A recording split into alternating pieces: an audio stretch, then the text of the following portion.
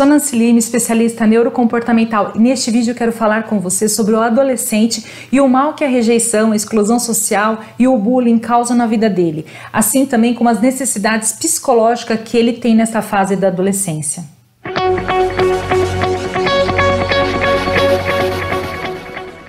Olivia Palito, Menininha do Sonda eram meus apelidos de criança. Claro que lá no fundo eu não gostava muito, mas não ligava tanto assim. Mas na adolescência, meu apelido na escola por um curto tempo foi Pé de Bozo, do palhaço Bozo. Eu tinha uns 11 ou 12 anos e eu comecei a usar um tênis ortopédico, porque meu pé era aberto e é assim até hoje. Só que esse tênis ele tinha que ser bem maior que o meu pé por causa da palmilha que ia lá dentro. Enfim, fui fazer uma apresentação na frente da sala e aí os alunos puderam observar muito, o meu pé para fora e o tamanho do tênis que era enorme. Aí começou a zoeira. Claro que no dia seguinte eu não queria ir mais com o tênis para a escola. Quando me chamavam, eu fingia que não ligava, logo eles foram parando de chamar e o Pé de Bozo caiu no esquecimento da molecada. Nós nem sabíamos o que era bullying, não é mesmo? Todos nós tínhamos apelidos, bem mais maldosos do que outros. E hoje, quando eu escuto alguém falando e de certa forma defendendo o bullying, porque algumas gerações sobreviveram a isso, eu fico muito incomodada. Mas o que muitas pessoas não entendem é o que pode fazer muito mal para uma pessoa, para outra pode não afetar em nada e vice-versa. E vamos falar sério, Pé de Bozo era fichinha perto de outros apelidos maldosos que os alunos davam para o outro. Você pode até me falar que as crianças não têm muito esse entendimento do que pode fazer mal ou não. E alguns adolescentes também não, alguns, porque hoje em dia eles estão bem antenados sim sobre esse assunto na internet.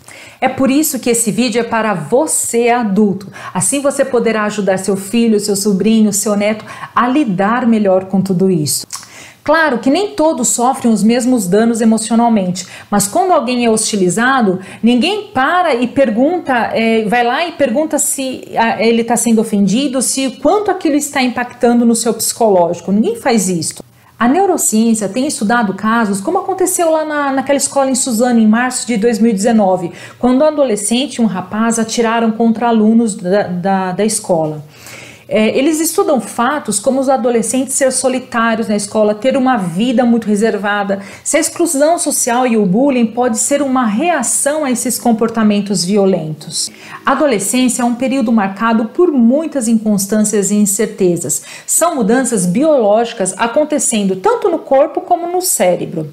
No corpo nós já sabemos, já é de conhecimento de todos, mas no cérebro o que muitos não sabem é que o cérebro do adolescente ainda está em formação.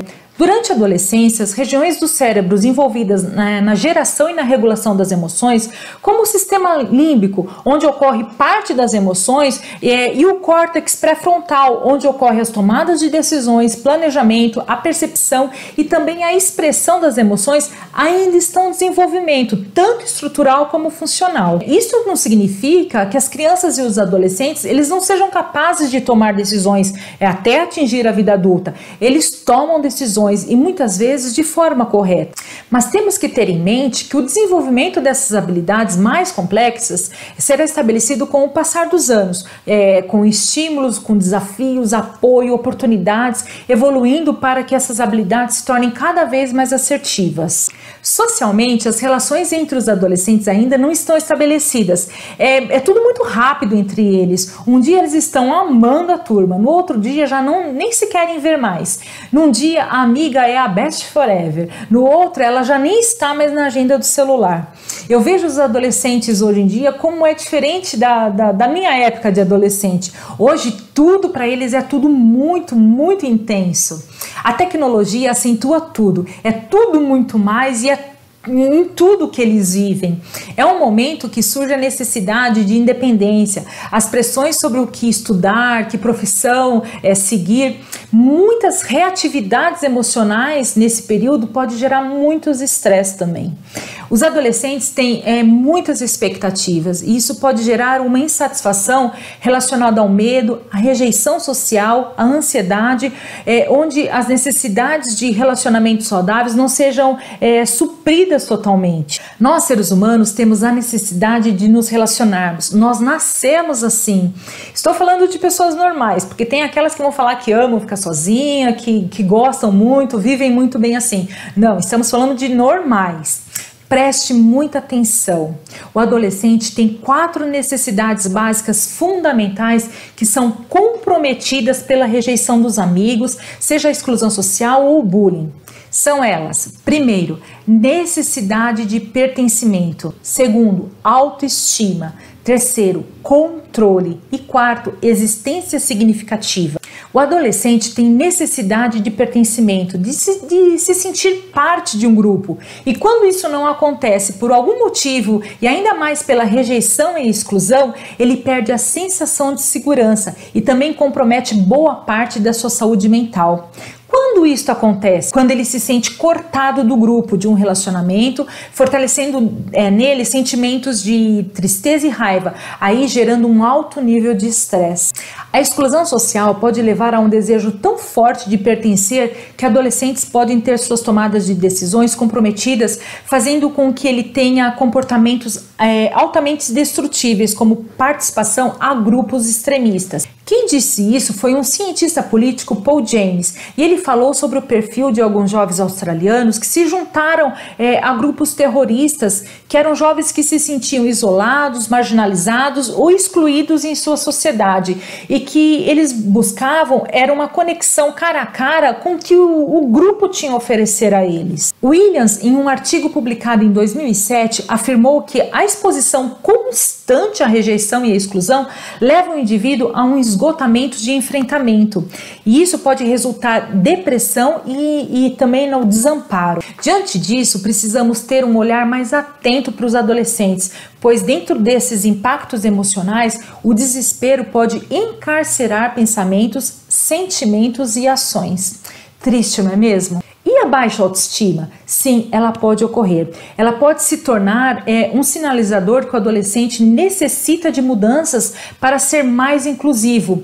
E essa pressão que ele sente pode gerar nele um humor negativo e ansiedade. A pressão pode se tornar tão forte que ele pode gerar quadros depressivos. A rejeição e exclusão pode ser caracterizado como um lembrete doloroso da insignificância de uma pessoa, com sentimentos como se ela própria não existisse. Estamos falando aqui da necessidade de existência significativa, que é a 4ª necessidade fundamental do adolescente. Você sabia que o adolescente, quando ele é rejeitado e excluído, é como se ele sentisse dor física?